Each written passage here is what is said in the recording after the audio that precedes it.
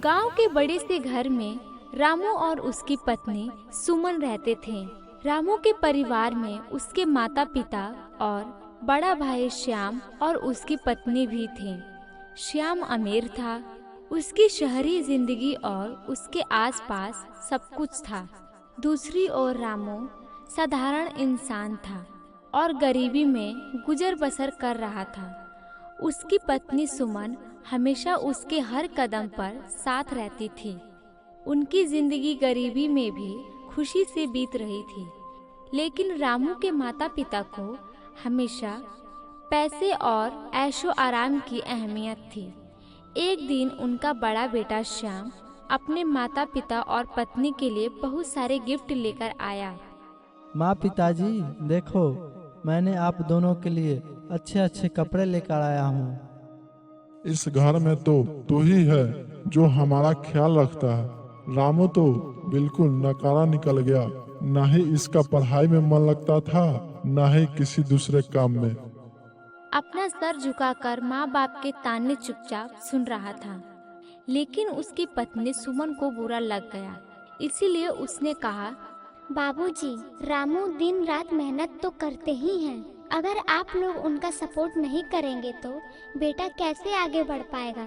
अगर कोई ताना मारता है तो कोई बात नहीं, लेकिन जब माता पिता ही सपोर्ट ना करें तो बच्चा कैसे आगे बढ़ पाएगा। तू बीच में बोलने वाली कौन होती है? रहने दो सुमन, माता पिता हमेशा सही सलाह देते हैं और जो भी कहते हैं हमारे भले के लिए ही कहते हैं। अरे आप लोग कमरे में जाकर कपड़े पहन कर दिखाओ, भिखमंगों से बहस नहीं करनी चाहिए। खैर इसी तरह दिन बीतते रहते हैं। रामू खूब मेहनत करता है, लेकिन उसके माता पिता और बड़े भाई भी उसकी मदद नहीं करते, बल्कि हर बात पर ताने मार दिया करते थे।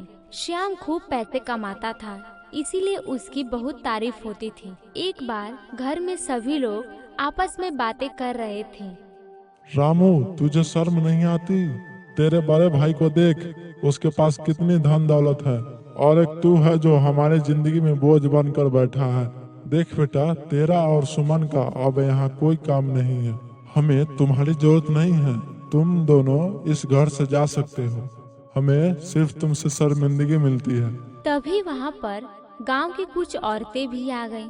भाई साहब, आपने यह बिल्कुल सही फैसला लिया है। रामू और सुमन की वजह से लोग आप लोग को भी ताना मारते हैं। गांव वाले सही कहते हैं, रामू के माँ बाप की वजह से ही वो नकारा है। सुन लिया तूने? तेरी वजह से हमारी सारी इज्जत मिट्टी में मिल गई। बिल्कुल सही कहा आपने। अच्छा है कि हमारा बेटा हमारा इज्जत बचाए हुए है। अब तुम दोनों रास्ता अलग बनाओ, यहाँ तुम दोनों की कोई जरूरत नहीं है। यह सुनकर रामू और सुमन का दिल टूट गया। वह जानते थे कि उनके पास रहने का कोई ठिकाना नहीं था, लेकिन अपने माता पिता की बात मानकर वे बिना किसी बहस के घर छोड़ने का फैसला कर लेते हैं। माँ पिताजी हमारे भले के लिए यह सब कह रहे होंगे। अपने माता पिता की आज्ञा मानना हमारा फर्ज है। चलो सुमन। दोनों ने माँ बाप का आशीर्वाद लिया और घर से निकल गए। रामू और सुमन ने गांव के बाहर एक टूटी फूटी झोपड़ी में रहना शुरू कर दिया। उनके पास खाने पीने के लिए भी बहुत कम सामान था। सुमन ने रामू से कहा, हमने कभी भी अपनी गरीबी को अपने सपनों के आड़े नहीं आने दिया है ना रामू। हम दोनों मिलकर मेहनत करेंगे और फिर से अपनी एक नई जिंदगी बनाएंगे। तो ठीक कहती है सुमन, मेहनत और ईमानदारी से एक दिन जरूर कामयाबी मिलेगी। हमें हार नहीं माननी चाहिए। हम अपनी जिंदगी अब एक नई सिरे से शुरू करेंगे। फिर क्या था, रामू दिन रात मेहनत करने लगा। कभी खेतों में मजदूरी करता तो कभी लकड़ियाँ काटता। सुमन भी पास की औरतों के साथ सिलाई कढ़ाई का काम करने लगी। दोनों की जिंदगी मुश्किलों से भरी थी, लेकिन उन्होंने कभी हार नहीं माने। चाची, मेरे पति बाहर मेहनत करते रहते हैं, इसलिए मेरा भी फर्ज बनता है कि मैं उनकी मदद करूं। तो क्या आप मुझे सिलाई कढ़ाई का काम करना सिखा दोगी? अरे क्यों नहीं सुमन, आजकल की लड़कियां अपने गरीब पति को छोड़कर भाग जाती हैं। वहीं तू है कि अपने पति का साथ देना चाहती है। मैं तुझे सब कुछ सिखा दूंगी। कुछ ही महीनों में सिलाई का सारा काम सुमन ने सीख लिया। उसके पास अब सिलाई के लिए बहुत सारे काम भी आने लगे। यह सब देखकर रामू को बहुत खुशी हुई। सुमन, मैं कितना खुश नसीब हूँ कि मुझे तुम जैसी पत्नी मिली। तुम कितने कम समय में सारा काम सीख गई। खुश नसीब आप हैं, मैं नहीं। आप इस हालत में भी मेरा साथ छोड़ नहीं रहे हैं, इसलिए मैंने कुछ सोचा है। क्या सोचा है तुमने सुमन? मैंने ये सोचा है कि आप कब तक मेहनत मजदूरी करेंगे। कुछ पैसे मैं इकट्ठा कर रही हूँ, कुछ पैसे आप कर लीजिए। हम दोनों मिलकर इस झोपड़ी के बाहर एक छोटी सी दुकान खोल लेंगे। आप बाहर दुकान संभालना और मैं अंदर सिलाई कढ़ाई का काम कर लूंगी। सुमन, यह वाला आइडिया मुझे बहुत पसंद आया। अब मैं दिन रात मेहनत करके एक दुकान अपने लिए और एक दुकान तुम्हारे लिए खोलूंगा। इसी तरह धीरे धीरे रामू और सुमन अपनी मेहनत से एक छोटी सी दुकान खोल ली। वहाँ वे अपनी कड़ी मेहनत से कुछ पैसे कमाने लगे। उनकी जिंदगी में छोटी छोटी खुशियाँ लौटने लगी। एक दिन सुमन ने कहा, अब हमारी हालत पहले से बेहतर हो रही है। मुझे यकीन है एक दिन हम दोनों मिलकर अपना बड़ा सपना जरूर पूरा करेंगे। सुमन, तुम्हारी इस हिम्मत ने मुझे हमेशा ताकत दी है। हमारे पास कुछ नहीं था, लेकिन तुम्हारी मेहनत और भरोसे ने हमें यहाँ तक पहुँचाया है। इस तरह समय के साथ रामू और सुमन की मेहनत रंग लाई। अब उनकी दुकान धीरे धीरे बड़ी हो गई थी और लोगों ने उनके काम की सराहना करनी शुरू कर दी। उनकी दुकान की चर्चाएं गांव में फैलने लगी। उन दोनों ने छोटी सी कुटिया बनाई और अपने नए घर में खुशी खुशी रहने लगे। सुमन, तुम तो बहुत अच्छे अच्छे कपड़े बना लेती हो। हमारे कपड़े के बहुत तारीफ करते हैं। हमारे कस्टमर खुश रहे, इससे बड़ी बात हमारे लिए क्या हो सकती है। हमें तुम दोनों की जोड़ी बहुत अच्छी लगती है। तुम्हारा पति तो अपनी दुकान में दिन रात मेहनत करता ही है। तुम भी उसके साथ कंधे से कंधा मिलाकर उसकी मदद करती रहो। ऐसी लड़कियां आजकल मिलती कहाँ हैं। बड़ा खुशनसीब है रामू, क्योंकि तुम्हारी जैसी पत्नी मिली। वहीं दूसरी तरफ कुछ महीने बाद भाई श्याम का कारोबार धीरे धीरे डाउन पड़ने लगा। एक दिन श्याम की पत्नी ने उससे कहा, इस घर की सारी जिम्मेदारी आपके ऊपर आ गई है। आपका कारोबार भी ठप पड़ गया है।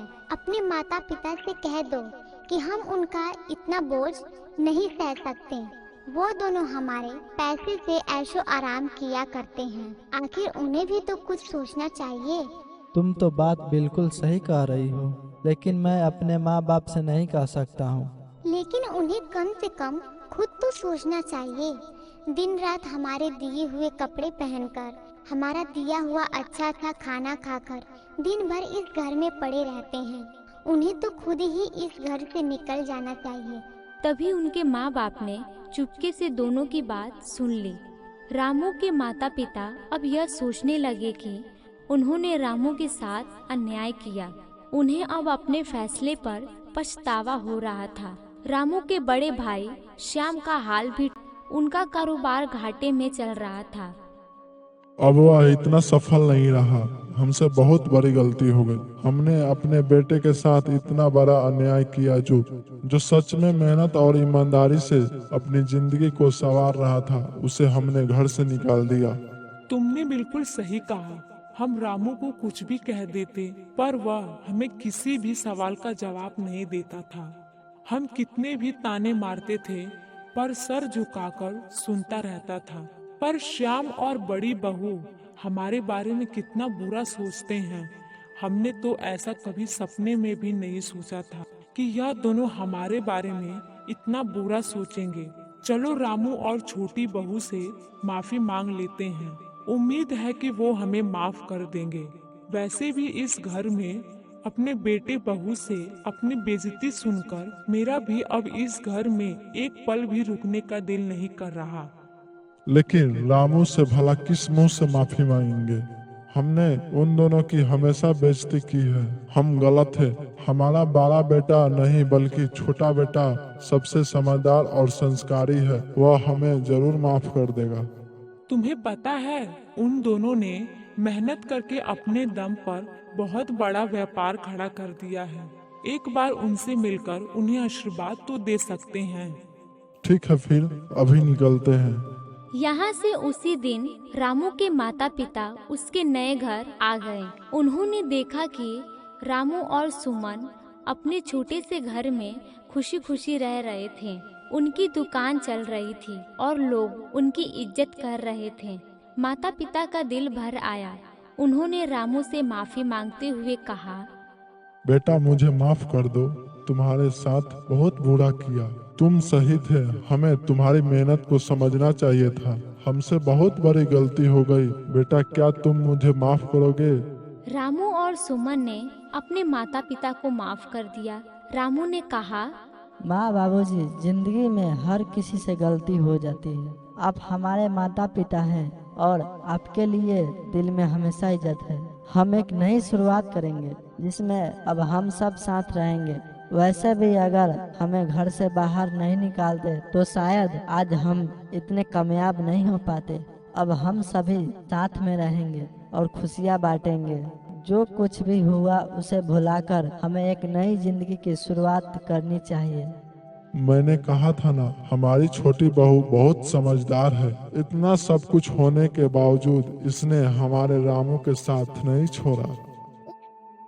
सुमन और उसकी माँ एक साथ खुशी खुशी रहने लगे।